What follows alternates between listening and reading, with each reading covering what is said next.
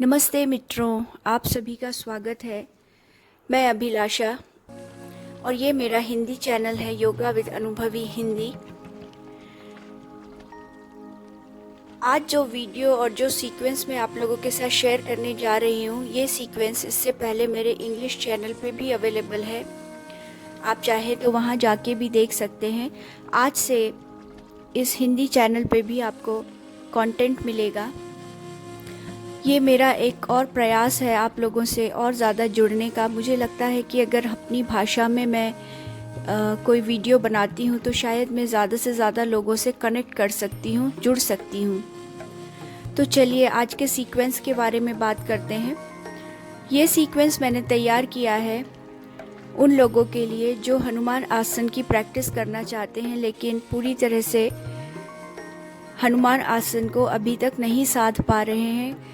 कोई ना कोई बॉडी मसल्स अभी भी स्टिफ है जिसकी वजह से वो इसकी प्रैक्टिस नहीं कर पा रहे हैं। तो हनुमान आसना को अच्छी तरह से प्रैक्टिस करने के लिए एक सीक्वेंस है जो आपके सारे बॉडी मसल्स जो उस हनुमान आसन में इन्वॉल्व हैं उसको टारगेट करता है।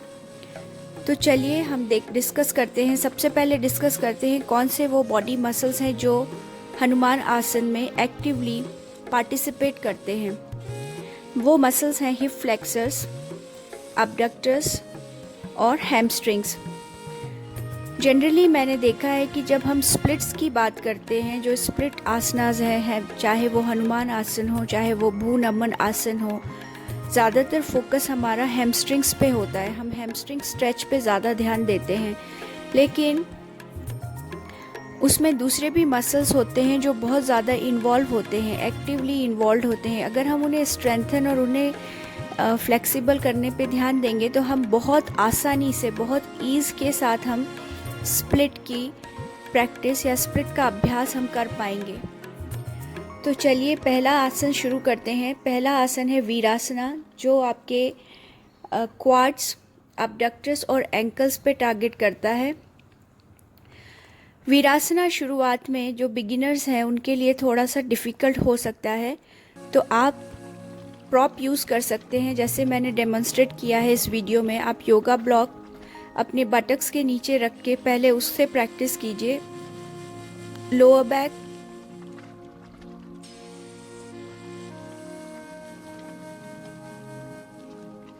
stretch your thighs, try to keep them apart as much as possible। जितना आप दोनों पैरों के बीच में जितना गैप रखेंगे, जितना स्ट्रेच करने की कोशिश करेंगे, उतना आपको वो आपके जो ग्रोइन मसल्स हैं, जो अबडक्टर्स हैं, उनको ओपन करने में वो हेल्प करेगा।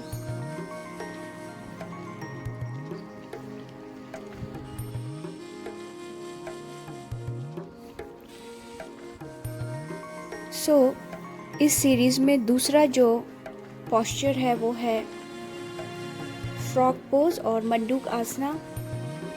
मंडूक आसना बहुत हेल्पफुल है आपके इनर थाइज और अबडक्टर्स और ग्लूट्स को ओपन करने में। ग्लूट्स का भी बहुत बड़ा कंट्रीब्यूशन होता है जब आप स्प्लिट की प्रैक्टिस करना चाहते हैं। अगर आपके ग्लूट्स भी, आप अपने ग्लूट्स के ऊपर अच्छी तरह से आप वर्क कर रहे हैं तो वो आपको स्टेबिलिटी में बहुत हेल्प करते हैं। आप ज़्यादा देर तक उस पोस्चर में होल्ड करके रह सकते हैं। तो ग्लूट्स को भी हमें अंडर एस्टिमेट नहीं करना चाहिए जब आप स्प्लिट का अभ्यास करते हैं। तो ये कुछ वेरिएशंस हैं मंडूक आसन के, जो मैं वेरिएशंस के साथ स्ट्रेच करने की कोशिश कर रही हूँ अपने इनर थाइस को। और मंडूक आसन में जितना आप होल्ड करके रख सकते हैं, अगर आप होल्ड करेंगे तो आपको आपकी जो फ्लेक्सिबिलिटी है वो ज़्यादा जल्दी से अचीव होगी। और दूसरी बात है जो मैं आप लोगों से डिस्कस करना चाहती हूँ कि किसी भी सीक्वेंस को करने से पहले, आप जब कोई भी सीक्वेंस करें उससे पहले वार्म अप ज़रूर करिए। वार्म अप करिए, अपने मसल्स को थोड़ा सा एक्टिव करिए पहले। तो या तो आप 5 से 10 सूर्य नमस्कार कर सकते हैं उससे पहले, उससे आपकी पूरे बॉडी मसल्स खुल जाएंगे, एक्टिव हो जाएंगे। और फिर उसके बाद आप कोई भी एक सीक्वेंस, अगर आप किसी पर्टिकुलर आसन का अभ्यास कर रहे हैं तो आप उस आसन के लिए जो भी सीक्वेंस है फिर आप उसकी प्रैक्टिस कीजिए। तो उससे आपके मसल्स बहुत ज़्यादा, जैसे दूसरे दिन आप फील करते हैं कि मसल्स बहुत ज़्यादा सोर हो रहे हैं, वो नहीं होंगे। और अगर आप डायरेक्टली अगर आप किसी सीक्वेंस पे जंप करते हैं तो थोड़ा सा डिफ़िकल्ट होगा आपके लिए।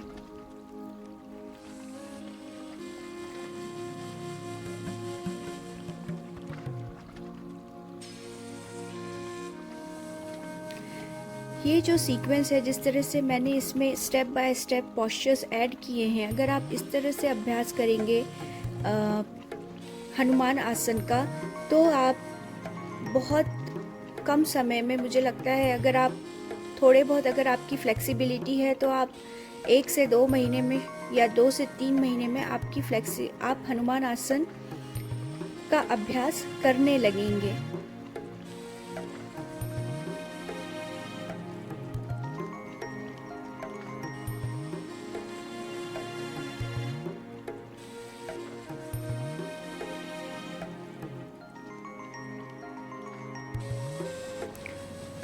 इस सीक्वेंस में नेक्स्ट पोस्चर है प्रसारित पादोत्थान आसना। प्रसारित पादोत्थान आसना बहुत ही ज़्यादा इफ़ेक्टिव है अगर आप अपने स्प्लिट को साधना चाहते हैं, किसी भी स्प्लिट को, हनुमान आसन या भूनमन आसन। आपको प्रसारित पादोत्थान आसन बहुत हेल्प करेगा हैमस्ट्रिंग्स में, ग्लूट्स में और लोअर बैक फ्लेक्सिबिलिटी में सबसे ज़्यादा कारगर है ये आसन। तो इस आसन का अभ्यास ज़रूर करें जब आप स्प्लिट के लिए प्रैक्टिस कर रहे हैं। तो अर्धचंद्रासना और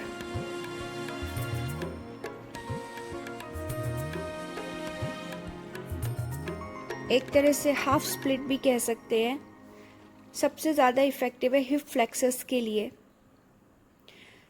जो पैर आपका पीछे की ओर है, जो पीछे की ओर आपने स्ट्रेच किया है, उस पैर के जो हिप फ्लेक्सर मसल्स हैं उसको टारगेट करता है ये आसन।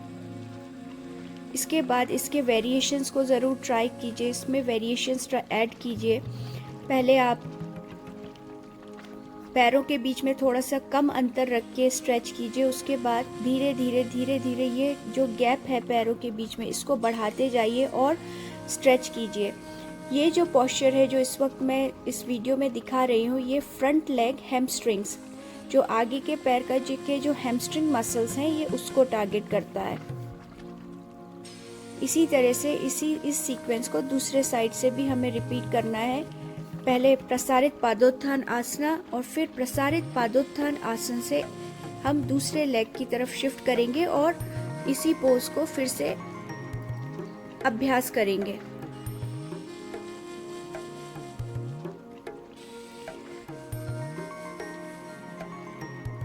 इसके साथ साथ मेरा ये मानना है कि हमारी जो प्रैक्टिस है, चाहे हम किसी भी चीज़ का अभ्यास करते हैं, वो योगा हो या आपकी कोई दूसरी फेवरेट एक्टिविटी हो, उसमें इंटरेस्ट लाना बहुत ज़रूरी है। उसमें एक आनंद की अनुभूति होना चाहिए, इसके बजाय इसके कि हम एक लक्ष्य अपना निर्धारित करें और फिर हम उस लक्ष्य के पीछे बिना उस यात्रा को एंजॉय किए हुए बढ़ते चले जाएं। उस यात्रा का आनंद लेना बहुत ज़रूरी है। तो हमेशा उस जर्नी को एंजॉय कीजिए। जब वो डेस्टिनेशन अपने आप उस डेस्टिनेशन पे पहुंच जाएंगे, तो इस परिप्रेक्ष्य में हनुमान आसन को साधना आपका लक्ष्य है, तो हनुमान आसन आपकी डेस्टिनी है। लेकिन उसकी जो यात्रा है उसको एंजॉय कीजिए, हर एक पोज को एंजॉय कीजिए, हर एक पोस्चर को महसूस कीजिए, उस पोस्चर में रहिए। क्योंकि योगा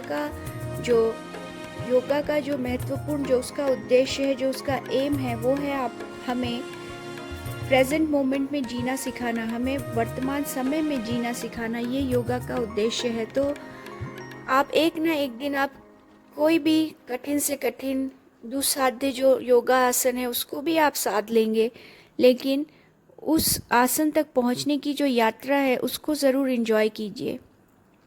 जब आप एक पोस्चर में रहते हैं, उस पोस्चर में उस पोस्चर में अपने आप को डुबो देते हैं तो आपको उसके भी और वेरिएशन समझ में आते हैं। उसमें आपको ये समझ में आता है कि आपने अपने उस एक पर्टिकुलर बॉडी पार्ट को कभी महसूस ही नहीं किया है इससे पहले, और धीरे धीरे आप अपने बॉडी पार्ट्स के प्रति और ज़्यादा अवेयरनेस महसूस करने लगते हैं। आपको ये समझ में आने लगता है कि ये यहाँ तक तो मैं कभी मेरा स्ट्रेच पहुँचा ही नहीं, यहाँ तक तो मैंने कभी अपने मसल्स को महसूस ही नहीं किया। और फिर धीरे धीरे वो अवेयरनेस जो है, वो फिज़िकल अवेयरनेस धीरे धीरे आपके पूरे रूटीन में, आपके पूरे जीवनचर्या में, आपकी दिनचर्या में वो धीरे धीरे व्याप्त होने लगती है। फिर से प्रसारित पादोत्थान आसन का अभ्यास करेंगे। इस बार मैंने थोड़ा सा गैप पैरों के बीच में और बढ़ाया है, और उसके बाद यहाँ पर शायद हम अपना पहला स्प्लिट ट्राई कर सकते हैं, या अभी थोड़ा सा और स्ट्रेच करके अश्व संचालन की प्रैक्टिस करके।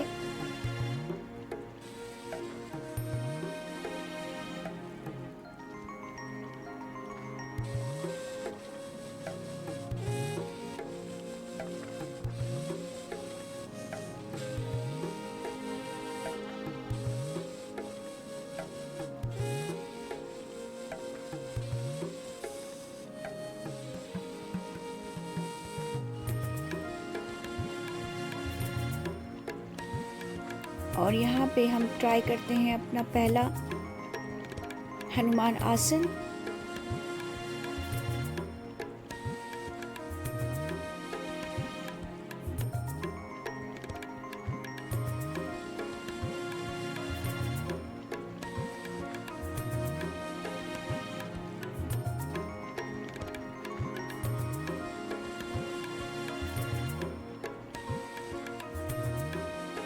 अभी भी मुझे ऐसा लगता है कि जो मेरा फ्रंट लेग है, जो आगे वाला जो पैर है, उसका जो हैमस्ट्रिंग्स है अभी भी थोड़ा सा ब्लॉक है। थोड़ा और खुलने की आवश्यकता है, क्योंकि मैं थोड़ा सा रेजिस्टेंस महसूस कर रही हूँ। बट इसके बाद 1 या 2 या 3 अभ्यास के बाद पूरी तरह से हनुमान आसन होने लगेगा।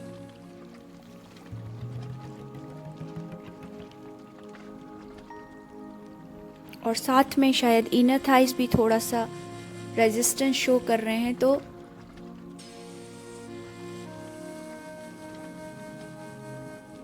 प्रयास कर रही हूँ थोड़ा सा और ओपन हो, और उसके बाद हम पूरी तरह से हनुमान आसन का अभ्यास करें।